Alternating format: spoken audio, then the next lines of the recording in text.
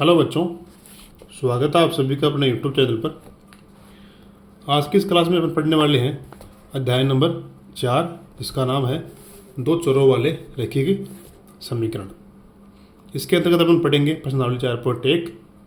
उससे पहले अपन कुछ महत्वपूर्ण बिंदु हैं वो पढ़ते हैं। देखो, प्रश्नावली 4.1 पढ़ने से पहले अपन कुछ बातें समझते हैं। यहाँ पे दिया हुआ है रेखिक समीकरण। ये क्या होता है? रेखिक समीकरण वह समीकरण जिसमें चर की अधिकतम घात 1 होती है। देखो, चर किसे बोलते हैं? चर बोलते हैं इसको x, y, z, ठीक है, p, q, r, s जो एल्फाबेटिकल होते हैं उनको चर बोला जाता है। समीकरण किसको बोलते हैं? समीकरण में बराबर 0 आता है उसको बोलते हैं समीकरण। तो देखो, यहाँ पे चर की घात 1 ही है। देखो, यहाँ पे x की घात 1 है, y की घात 1 है, तो एक घात वाले समीकरण को बोलते हैं रेखिक समीकरण। 2x + 5 = 0, y - 5 = 0। ये कैसे समीकरण है? रेखिक समीकरण है। ठीक है, अब देखते हैं अपन दो चरों वाले रेखिक समीकरण। यहाँ देखो, चर एक ही है x, y, इनको बोलेंगे रेखिक समीकरण। अब है दो चरों वाले रेखिक समीकरण। इसमें देखो, ऐसा समीकरण जिसमें दो चर होते हैं और दोनों चरों की अधिकतम घात 1 होती है। दो चर होंगे और दोनों की घात कितनी होगी? 1 होगी। जैसे उदाहरण लिया है 2x + 3y = 8। अब देखो, यहाँ पे दो चर हैं, एक तो x है, एक y है। दोनों चर हैं, दोनों की घात कितनी है? देखो, एक इसकी है, एक इसकी है, दोनों की अधिकतम घात भी 1 है। यहाँ देखो, √2x - 7y = 3। यहाँ पे देखो, x और y दो चर हैं, दोनों की अधिकतम घात 1 है, तो ये कहलाएंगे दो चरों वाले रेखिक समीकरण। अब दो चरों में रेखिक समीकरण का एक व्यापक रूप क्या होता है वो देखो। वह समीकरण जिसे ax + by + c = 0 के रूप में लिख सकते हैं, ये इसका व्यापक रूप है। याद रखना, ax + by + c = 0। इसमें देखो, x और y ये चर हैं। x चर है, y चर है। ध्यान रखना, a, b, c चर नहीं है, ये संख्याएं हैं। जहाँ a, b और c वास्तविक संख्याएं हैं। वास्तविक मतलब इसमें परिमेय भी हो सकती हैं, a, b, c अपरिमेय भी हो सकती है, प्लस की माइनस की दोनों हो सकती है। और इसमें a का मान 0 के बराबर नहीं होना चाहिए और b का मान 0 के बराबर नहीं होना चाहिए। वो होता है दो चरों वाला रेखिक समीकरण। मेन इंपॉर्टेंट यही है, ax + by + c = 0, जिसमें x और y तो है चर और a, b, c है वास्तविक संख्याएं।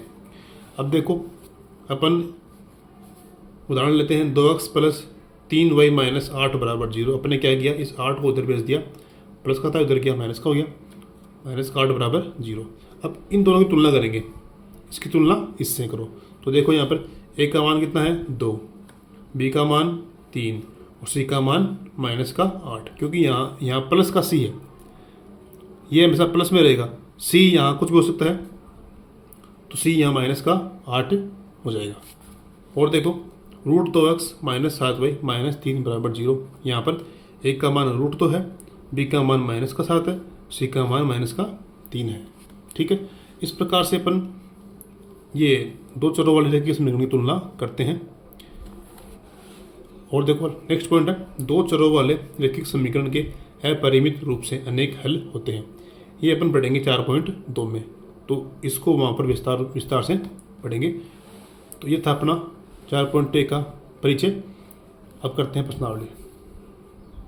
देखो, पहला क्वेश्चन है, एक नोटबुक की कीमत एक कलम की कीमत से 2 गुनी है। कितनी है? 2 गुनी, यानी डबल है। जितने रुपए की कलम है उससे डबल रुपए की किताब है, नोटबुक है। जैसे मान लीजिए, अगर कलम 10 रुपये की है तो नोटबुक 20 रुपये की आएगी, इसकी डबल है। कलम 5 रुपये की है तो नोटबुक 10 रुपये की आएगी, इसलिए यहाँ 2 गुनी का है। इस कथन को निरूपित करने के लिए दो चरों वाला एक रेखिक समीकरण लिखो। संकेत है, मान लीजिए नोटबुक की कीमत x रुपये और कलम की कीमत y रुपये। तो यहाँ पर देखो, मैंने मान लिया, माना नोटबुक की कीमत x रुपये है और कलम की कीमत y रुपये है। अब प्रश्नानुसार क्या बोला प्रश्न में कि नोटबुक की कीमत जो है कलम की कीमत की 2 गुनी है। तो देखो ये कीमत नोटबुक की है बराबर ये कीमत किसकी है, कलम की है। अभी ये बराबर नहीं है क्योंकि इसने क्या बोला है, जितने रुपए की कलम है उससे डबल रुपए की किताब है। तो देखो ये किताब का मूल्य, ये कलम का मूल्य। तो हम सब जानते हैं किताब महंगी आती है, कलम सस्ती आती है, ये दोनों बराबर नहीं है। तो अपन इसको बराबर करने के लिए क्या करेंगे, प्रश्न में दिया हुआ है कि नोटबुक की कीमत कलम की कीमत की 2 गुनी है। इसको अपन 2 से गुणा करेंगे, इसको अपन 2 से गुणा करेंगे, तब जाकर जो है ये समीकरण बराबर होगी। क्योंकि ये बड़ा मान है, ये छोटा मान है, छोटे को अपन 2 से गुणा करेंगे तब दोनों बराबर हो जाएंगे। ठीक है, ये बन गए समीकरण। अब इसको अपन क्या करेंगे, 2y उधर भेजेंगे माइनस का 2y और इधर क्या बच गया बराबर 0। तो ये आ गया आपकी 2 चरों में रैखिक समीकरण। चर 2 आ गए x और y।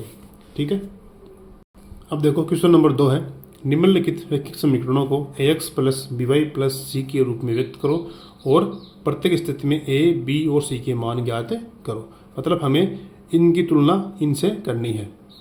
तो जहाँ पर a है देखो इसमें 2x ax, तो मतलब a की जगह 2 हो जाएगा, by 3y, b की जगह 3 और c की जगह ये उधर जाएगा तो माइनस के 9.35, इनकी तुलना ही करनी है। देखो हमें इसको ax plus by plus c के रूप में व्यक्त करना है और a b c के मान ज्ञात करने हैं। तो कैसे करेंगे, देखो 2x प्लस 3y, इसको उधर भेजेंगे तो माइनस का 9.35 के ऊपर बार बराबर 0। ठीक है, अब इसकी तुलना इससे करो तो देखो यहाँ 2x यहाँ ax, तो यहाँ पर a का मान क्या आ गया 2 आ गया, फिर by 3y मतलब b की जगह 3, b का मान 3, फिर c यहाँ पर माइनस के 9.35 के ऊपर बार, तो c का मान हो जाएगा माइनस 9.35 के ऊपर बार। ये आपका आंसर। देखिए क्वेश्चन नंबर 2 है, x माइनस वाई बटा 5 माइनस के 10 बराबर 0। तो ये समीकरण इस रूप में दिया हुआ है, ax plus by plus c, तो इन दोनों की तुलना करो। तो यहाँ ax है यहाँ x है, तो गुणांश कुछ भी नहीं है, कुछ भी नहीं होता है तो उसका मान 1 होता है। जो ax ये यहाँ पे 1x है, तो a का मान यहाँ पे 1 है। फिर b का मान by यहाँ पे देखो माइनस का y बटा 5, इसका मतलब यहाँ पे ये है कि ये 1 बटा 5 है, y के गुणज में यहाँ कुछ भी नहीं है तो यहाँ पे 1 होता है, तो b का मान माइनस का 1 बटा 5। समझ में आएगा ना, y के इधर गुणा में 1 है तो 1 बटा 5। फिर देखो c का मान कितना है, माइनस का 10। ठीक है, देखो तीसरा क्वेश्चन है, पहले इसको अपन सही सरल करते हैं। माइनस के 2x प्लस 3y बराबर 6 है, इधर जाएगा माइनस का 6 हो जाएगा बराबर 0। अब ये ax plus by plus c के रूप में हो गया। तो अब दोनों की तुलना करेंगे तो यहाँ पर देखो a की जगह तो क्या है माइनस का 2, b की जगह प्लस का 3 और c की जगह माइनस का 6। आंसर बहुत सरल है, एकदम आसान। अब देखो x बराबर 3y, तो पहले इसको अपन ax plus by plus c के रूप में लिखते हैं। तो 3y उधर जाएगा तो माइनस का 3y हो जाएगा। ठीक है, चर यहाँ पे है नहीं, ये अचर यहाँ पे है नहीं, तो अचर नहीं है तो अपन 0 मान लेंगे। ठीक है, ऐसे कर लेंगे। अब तुलना करो उसकी ax plus by plus c से, तो यहाँ पर देखो a का मान तो क्या आ जाएगा 1 है, यहाँ पे b का मान क्या आ जाएगा माइनस का 3 और c का मान कुछ भी नहीं है तो 0। a b c में से कुछ भी नहीं होता है गुणांक गुणज में, तो अपन उसको 0 मान सकते हैं। ठीक है, नेक्स्ट है 2x बराबर माइनस के 5y, तो माइनस का 5 में इधर जाएगा प्लस का 5 में हो जाएगा, अचर कुछ भी नहीं है तो उसको अपन 0 मान लेंगे, c की जगह 0 मान लेंगे।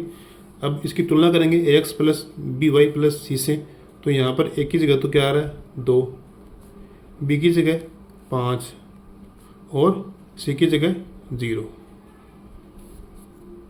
देखो नेक्स्ट है 3x प्लस 2 बराबर 0। तो इसमें देखो ax तो दिया हुआ है और c भी दिया हुआ है, लेकिन इसमें by का मान नहीं है, तो इसको ऊपर ऐसे लिखेंगे 3x प्लस b की जगह 0, फिर y प्लस 2 बराबर 0। अब ये हो गया a x plus b y plus c के रूप में हो गया।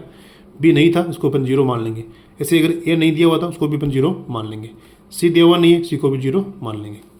अब यहाँ पर क्या होगा, तुलना करो तो ए का मान 3, बी का मान 0 और सी का मान 2।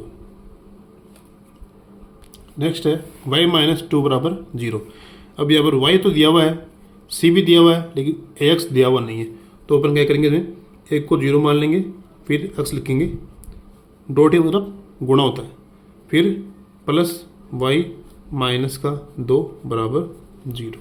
अब यहाँ पर देखो तुलना करेंगे ax plus b y plus c से, तो a का मान 0, ठीक है, b का मान यहाँ कुछ भी नहीं है तो 1 और c का मान माइनस का 2। नेक्स्ट है प्रश्न 5 बराबर 2x। तो इसको ऊपर ऐसे लिखते हैं 2x बराबर 5, कोई दिक्कत नहीं है, ठीक है। अब यहाँ पर ax का मान दिया हुआ है लेकिन b y नहीं दिया हुआ, तो अपन क्या करेंगे, b की जगह 0 मान लेंगे, फिर y और जो 5 है उसको उधर भेजेंगे, प्लस का 5 उधर जाएगा तो माइनस का 5 हो जाएगा, ठीक है। अब ax plus b y plus c तुलना करो इसकी, तो a का मान कितना है 2, ये 2, b का मान ये 0 और c का मान ये माइनस का 5, ये आपका आंसर। तो ये थी आज की क्लास। वीडियो आपको कैसा लगा, अच्छा लगा है तो दोस्तों के साथ शेयर करें, लाइक करें, कमेंट करें। मिलते हैं अगले वीडियो में, तब तक के लिए जय हिंद, जय भारत।